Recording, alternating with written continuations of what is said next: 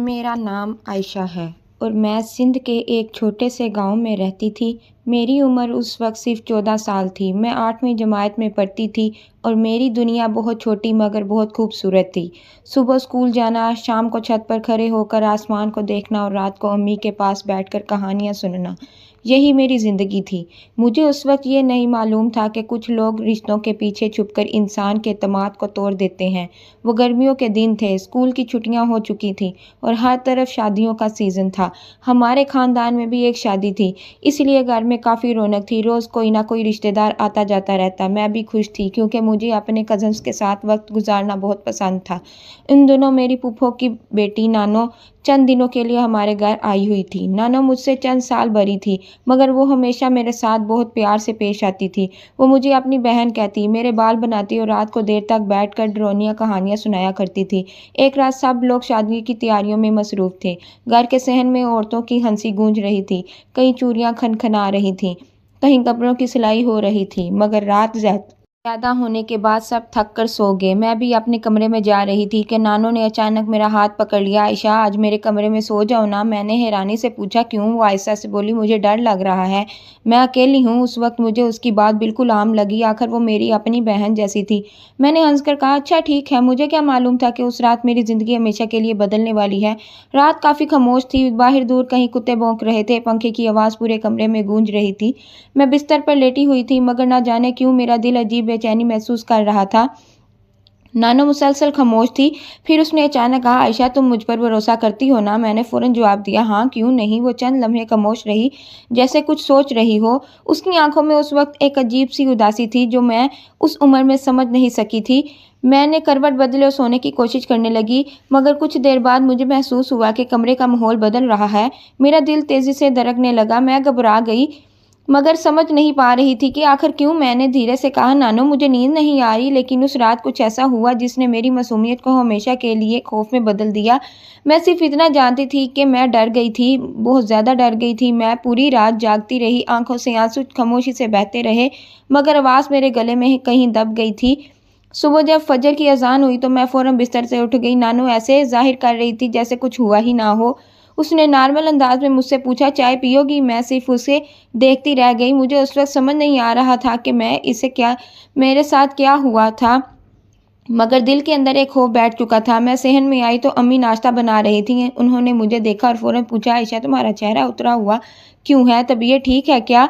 मैं कुछ कहना चाहती थी मगर अल्फाज नहीं निकले। मैंने सिर्फ इतना कहा, नींद नहीं आई। उस दिन के बाद मैं बदलने लगी। मैं पहले की तरह हंसती नहीं थी। अकेले कमरे में जाने से डर लगता था। रात होते ही अजीब बेचैनी शुरू हो जाती थी। नानो जब भी मेरे करीब आती मेरा दिल ज़ोर ज़ोर से धड़कने लगता। लेकिन सबसे अजीब बात यह थी कि नानो कभी कभी मुझे ऐसे देखती जैसे वो कोई राज छुपा रही हो। एक रात मैं पानी लेने उठी तो मैंने देखा कि नानो सहन के कोने में खड़ी किसी से फ़ोन पर बात कर रही थी। उसकी आवाज़ बहुत धीमी थी, मगर एक जुमला मेरे कानों में साफ सुनाई दिया। उसे अभी कुछ समझ नहीं आया। मेरा जिस्म ठंडा पड़ गया। मैं वहीं रुक गई। नानो ने जैसे ही मुझे देखा वो फ़ौरन खामोश हो गई। फिर मसनूई मुस्कुराहट के साथ बोली, तुम जागी हो? मैंने डरते हुए सर हिलाया और वापस अपने कमरे में चली गई। उस रात पहली बार मेरे दिल में सवाल पैदा हुआ, आखिर नानो मुझसे क्या छुपा रही थी? अगले दिन शादी की तकरीब थी। घर में बहुत रश था, हर तरफ शोर, हंसी, गाने और बातें हो रही थी, मगर मुझे ऐसा लग रहा था जैसे मैं उस भीड़ में अकेली हूँ। मैं खामोशी से एक कोने में बैठी हुई थी कि मेरी खाला मेरे पास आई। उन्होंने मेरे सर पर हाथ रखा और कहा, आयशा, तुम इतनी खामोश क्यों हो गई हो? मेरे होंठ कांपने लगे। मैंने फिर भी कुछ नहीं ना बोल सकी। अचानक नानो वहां आ गई। उसने फ़ौरन मेरा हाथ पकड़ा और हंसते हुए बोली, ये बस थक गई है। लेकिन उसके हाथ की गिरफ्त मुझे अजीब लगी, जैसे वो मुझे खामोश रखने का इशारा दे रही हो। शादी खत्म होने के बाद सब लोग वापस अपने घरों को जाने लगे। नानो भी वाली थी। जाने से पहले वो मेरे पास आई और आयशा से बोली, जो कुछ हुआ किसी को मत बताना, लोग तुम्हें ही गलत समझेंगे। मेरे कदमों तले ज़मीन निकल गई। मैं उस वक्त बहुत छोटी थी, मुझे नहीं मालूम था कि सही क्या है और गलत क्या, मगर इतना ज़रूर आ गया था कि मेरे साथ कुछ ऐसा हुआ है जिसे छुपाया जा रहा है। नानो चली गई, मगर उसका खौफ मेरे अंदर रह गया। दिन गुजरते गए, मगर मेरी हालत ख़राब होने लगी। मैं रातों को चीख कर उठ जाती। अम्मी परेशान रहने लगी। एक दिन अम्मी मेरे पास बैठ गई और कहने लगी, आयशा, तुम मुझसे कुछ छुपा रही हो क्या? मैंने उनकी तरफ देखा और मेरी आंखों से आंसू बहने लगे, लेकिन मैं फिर भी खामोश रही क्योंकि मुझे डर था। डर इस बात का कि अगर मैंने सब कुछ बता दिया तो शायद कोई यकीन ही ना करे। उसी रात मुझे एक अजीब ख्वाब आया। میں ایک اندھیرے کمرے میں بند تھی، دروازے کے باہر کوئی مسلسل دستک دے رہا تھا، پھر اچانک وہ دروازہ آواز نانو کی بن گئی، عائشہ دروازہ کھولو۔ میں خوف سے پیچھے ہٹ گئی اور پھر میری آنکھ کھل گئی، میرا پورا جسم پسینے سے بھیگا ہوا تھا، میں نے فوراً پانی پیا اور کھڑکی سے باہر دیکھا، باہر کی گہری رات تھی، مجھے ایسا لگا جیسے کوئی ہمارے گھر کے باہر کھڑا ہو، میں ڈر کے مارے پردہ بند کرنے لگی کہ اچانک مجھے دور ایک سایہ نظر آیا، وہ سایہ کچھ لمحے کھڑا رہا پھر آہستہ آہستہ غائب ہو گیا۔ اگلی صبح ایک خبر نے پورے گھر کا سکون چھین لیا، نانو اچانک لاپتہ ہو گئی تھی، کسی کو معلوم نہیں تھا کہ وہ کہاں گئی، اس کا فون بند تھا، اس کے گھر والے پریشان تھے اور میرے دل میں ایک عجیب سا خوف جاگ اٹھا کہ کیا نانو کسی راز سے بھاگ رہی تھی یا پھر اس کے ساتھ بھی کچھ ایسا ہوا تھا جسے وہ برسوں سے چھپا رہی تھی۔ امی نے پہلی بار مجھے غور سے دیکھا، پھر دھیرے سے پوچھا، عائشہ تم کچھ جانتی ہو کیا؟ میرے ہونٹ کانپنے لگے، میں نے نظریں جھکا لیں اور کہانی کا وہ راز جو اتنے دنوں سے میرے دل میں دفن تھا آہستہ آہستہ باہر آنے لگا۔ امی نے جب مجھ سے وہ سوال کیا تو میرے دل کی دھڑکن اتنی تیز ہو گئی جیسے سینہ پھاڑ کر باہر آ جائے گی۔ میں نے نظریں جھکا لی، میری انگلیاں کانپنے لگیں، امی مسلسل مجھے دیکھی جا رہی تھیں، ان کی آنکھوں میں فکر تھی مگر میرے دل میں خوف، میں کچھ بولنا چاہتی تھی مگر زبان ساتھ نہیں دے رہی تھی۔ آخرکار میں نے دھیرے سے کہا، امی اگر میں آپ کو کچھ بتاؤں تو آپ یقین کریں گی؟ امی فوراً میرے قریب آ بیٹھی، میں تمہاری ماں ہوں عائشہ، تمہاری ہر بات پر یقین کروں گی۔ یہ الفاظ سنتے ہی میری آنکھوں سے آنسو بہنے لگے، میں نے پہلی بار کسی کے سامنے اپنا خوف بیان کرنے کی کوشش کی تھی مگر ابھی میں پوری بات بھی نہ کر پائی تھی کہ صحن سے اچانک زور کی آواز آئی، دروازہ کسی نے زور سے بند کیا تھا۔ میں اور امی دونوں چونک گئی، ابو غصے میں گھر کے اندر آئے، ان کے ہاتھوں میں موبائل تھا اور چہرہ سخت غصے سے بھرا ہوا تھا۔ نانو ابھی تک نہیں ملی، انہوں نے بلند آواز میں کہا۔ گھر کا ماحول فوراً بدل گیا، امی نے پریشانی سے پوچھا، پولیس کو بتایا؟ ابو نے سر ہلایا، ہاں، مگر عجیب بات یہ ہے کہ اس کا آخری فون ہمارے علاقے سے گیا تھا۔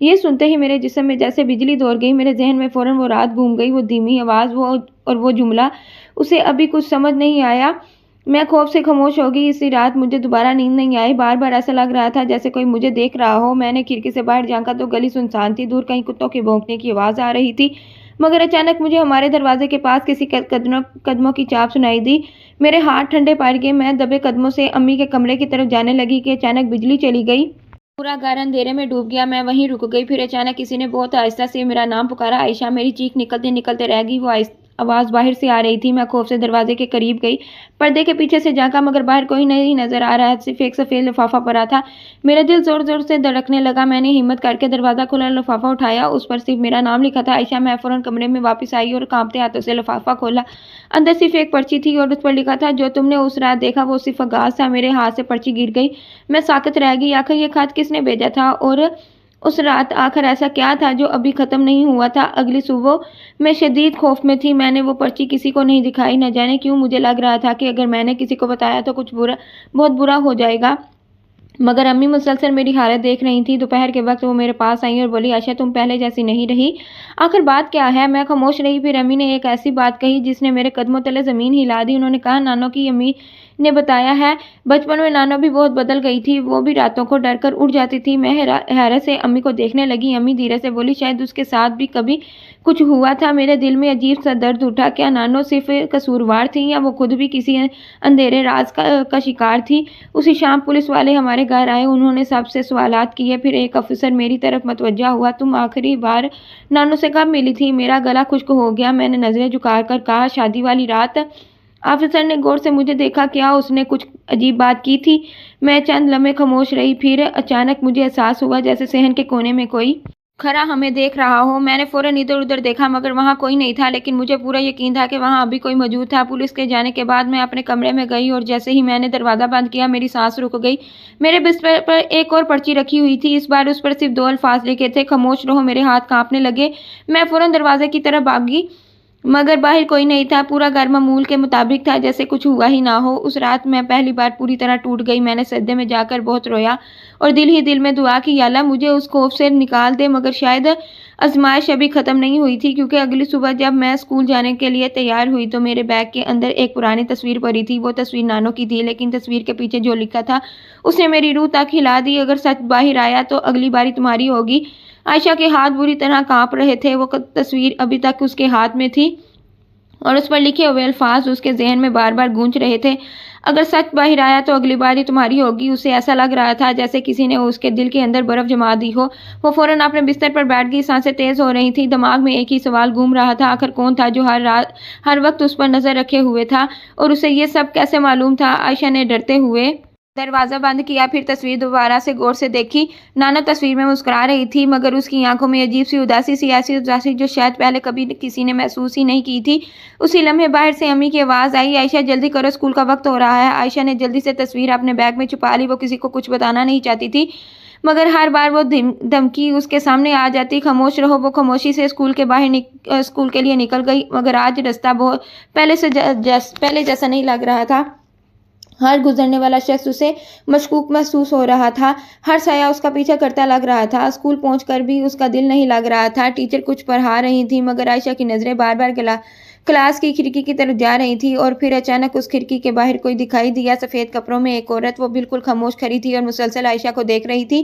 عائشہ کے ہاتھ سے قلم گر گیا۔ عائشہ کیا ہوا؟ ٹیچر نے حیرانی سے پوچھا۔ عائشہ فوراً کھڑکی کی طرف دیکھنے لگی، مگر وہاں کوئی نہیں تھا، صرف خالی میدان۔ اس کا دل بری طرح دھڑکنے لگا۔ کیا وہ صرف اس کا وہم تھا یا واقعی کوئی ایک اس کا پیچھا کر رہا تھا؟ چھٹی کے بعد عائشہ جلدی جلدی گھر واپس جانے لگی۔ راستے میں اچانک اسے ایسے محسوس ہوا کہ کوئی اس کے پیچھے چل رہا ہو۔ اس نے رفتار تیز کی، پیچھے قدموں کی آواز بھی تیز ہو گئی۔ عائشہ تقریباً بھاگنے لگی، مگر اچانک اس کے پیچھے سے ایک آواز آئی۔ عائشہ وہ خوف سے رک گئی، پیچھے مڑ کر دیکھا تو ایک بوڑھی عورت کھڑی تھی۔ اس کے سفید بال تھے، ہاتھ میں پرانا سا بیگ تھا اور آنکھوں میں عجیب بے چینی۔ وہ قریب آئی اور آہستہ سے بولی، تم نانو کو جانتی ہو نا؟ عائشہ کا رنگ اڑ گیا۔ جی جی۔ بوڑھی عورت نے فوراً اس کا ہاتھ پکڑ لیا۔ اگر اپنی جان بچانا چاہتی ہو تو اس کے بارے میں سب کچھ جان لو۔ عائشہ حیران ہو گئی۔ آپ کون ہیں؟ بوڑھی عورت نے ادھر ادھر دیکھا جیسے اسے کسی کا خوف ہو، پھر دھیرے سے بولی، میں اس راز کو جانتی ہوں جس نے نانو کی زندگی تباہ کی تھی۔ عائشہ کی سانس رک گئی۔ کون سا راز؟ مگر عورت نے فوراً اس کا ہاتھ چھوڑ دیا اور تیزی سے بولی، یہاں نہیں، دیواروں کے بھی کان ہوتے ہیں۔ یہ کہہ کر وہ جلدی سے آگے بڑھ گئی۔ عائشہ چند لمحے وہیں کھڑی رہی، پھر اچانک اس نے دیکھا سڑک کے دوسری طرف ایک آدمی کالے کپڑوں میں کھڑا انہیں دیکھ رہا تھا۔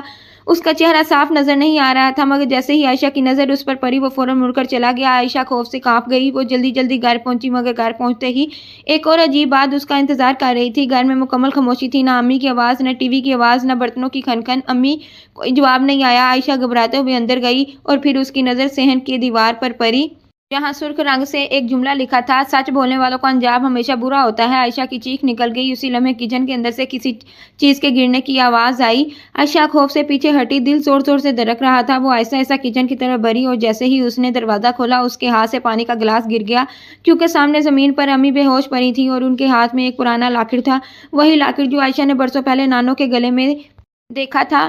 امید ہے کہ آپ کو کہانی اچھی لگی ہوگی۔ آگے کیا ہوا جاننے کے لیے کمنٹ سیکشن میں نیکسٹ لکھیں اور ہمارے چینل کو سبسکرائب کرنا نہ بھولیں، اور اس ویڈیو کو زیادہ سے زیادہ لوگوں تک شیئر کریں اور لائک کریں، اور ہمارے چینل کو سبسکرائب کرنا نہ بھولیں۔ شکریہ۔ ملتے ہیں نیکسٹ پارٹ میں، تب تک کے لیے اللہ حافظ۔